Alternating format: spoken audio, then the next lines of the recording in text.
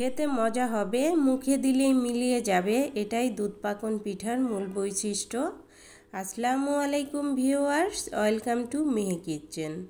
আজকে আমি তৈরি করে দেখাবো বরিশালের খুবই জনপ্রিয় একটি পিঠার রেসিপি, আর এটি হচ্ছে দুধ পাকন পিঠা। এই পিঠাটি পারফেক্টভাবে তৈরি করে নেওয়ার জন্য থাকবে অনেক টিপস অ্যান্ড ট্রিক্স। আশা করছি রেসিপিটি প্রথম থেকে শেষ পর্যন্ত দেখলে আপনাদের খুবই ভালো লাগবে। পিঠা তৈরি করার জন্য এখানে প্রথমে 3 কাপ জাল করে নেওয়া দুধ নিয়ে নিচ্ছি, আর এর মধ্যে দিয়ে দিচ্ছি মুখ ফাটিয়ে নেওয়া 2টি এলাচ, দিয়ে দিচ্ছি 1 টুকরো দারুচিনি। এতে করে দুধের মধ্যে খুব সুন্দর একটা ফ্লেভার অ্যাড হবে। সাথে দিয়ে দিচ্ছি হাফ কাপ চিনি, দিয়ে দিয়েছি 1/3 টিস্পুন লবণ। এখানে 1 চামচের 3 ভাগের 1 ভাগ লবণ দিয়ে দিলাম। মিষ্টি খাবারে লবণ দিলে খেতে ভালো লাগে। দিয়ে দিয়েছি উঁচু করে 1 টেবিল চামচ গুঁড়া দুধ। এখন সব কিছু খুব ভালোভাবে মিশিয়ে নিব। আর এই দুধটা যেহেতু আগে থেকে জাল করে নেওয়া, তাই এভাবে দুধটা ফুটে উঠলেই চুলাটা আমি বন্ধ করে দিব। দুধটা বেশিক্ষণ জাল করে নেওয়া যাবে না, দুধটা জাল করে ঘন করে ফেললে কিন্তু পিঠার মধ্যে ঢুকবে না। এখন পিঠার কাইটা তৈরি করে নেওয়ার জন্য একটা প্যানে দিয়ে দিচ্ছি 1.5 কাপ দুধ। আর পানি থেকে দুধ দিয়ে পিঠার কাইটা তৈরি করে নিলে খেতে ভালো লাগে। এর মধ্যে দিয়ে দিয়েছি 1 চা চামচ চিনি, সাথে দিয়ে দিয়েছি 1/3 টিস্পুন লবণ। এখন এই দুধটাকে জাল করে নিব। এখন আমি পিঠার আটাটা তৈরি করে নিচ্ছি। এজন্য বাজার থেকে কিনে আনা শুকনো আতপ চালের গুঁড়া নিয়ে নিচ্ছি 1/3 কাপ, আর সাথে দিয়ে দিচ্ছি 2/3 কাপ ময়দা। এভাবে চালের গুঁড়া আর ময়দা দিয়ে মিলিয়ে পিঠাটা তৈরি করলে খেতে ভালো লাগে।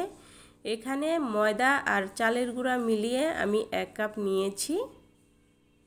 আর এখানে কিন্তু দুধটা জাল হয়ে ফুটে উঠেছে। আটাটা দুধের মধ্যে দিয়ে এখন আমি আটাটাকে সিদ্ধ করে নিব। এখন এই আটাটাকে একটা ঢাকনা দিয়ে ঢেকে রাখবো 5 মিনিটের মতো।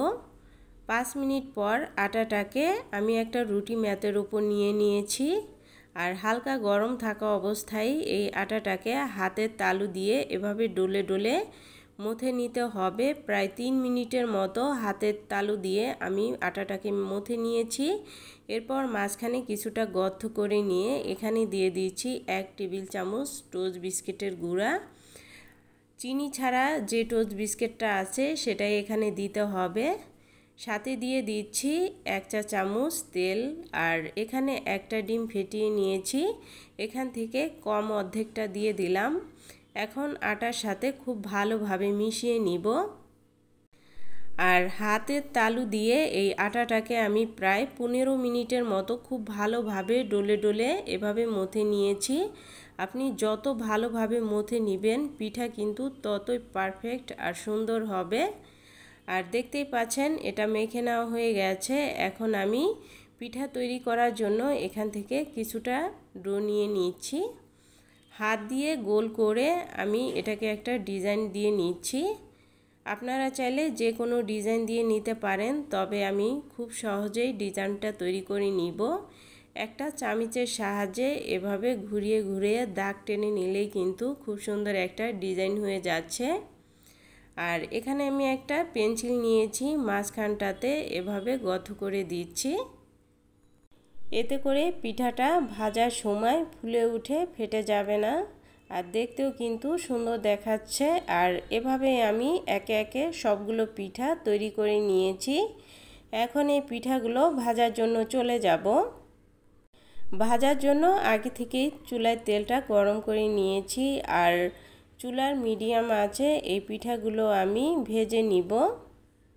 পিঠাগুলো যখন হয়ে যাবে একা একাই কিন্তু এভাবে উপরে ভেসে উঠবে। এরপর পিঠাগুলো উল্টে পাল্টে ভেজে নিব। আর এর থেকে বেশি কালার করব না, এতে করে কিন্তু দুধে ভিজালে পিঠাগুলো ভালো মতো ভিজবে না, তাই আমি এরকম কালার করে ভেজে নিয়েছি। পিঠাগুলো যখন মোটামুটি ঠান্ডা হয়ে যাবে এই পর্যায়ে পিঠাগুলো দুধে ভেজাতে হবে। দুধটা ঠান্ডা হয়ে গিয়েছিল, তাই আমি জাল করে দুধটাকে কিছুটা গরম করে নিয়েছি।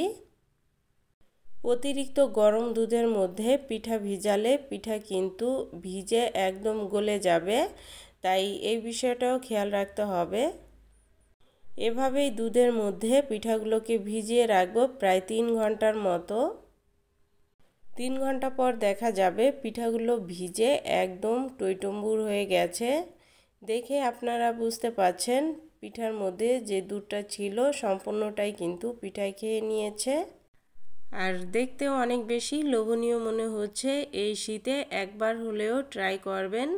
আশা করছি রেসিপিটি ভালো লেগেছে। রেসিপিটি ভালো লাগলে অবশ্যই লাইক কমেন্ট শেয়ার করবেন, সেই সাথে আমার চ্যানেলটি সাবস্ক্রাইব করে রাখবেন। আজকের মতো এ পর্যন্তই। আল্লাহ হাফেজ।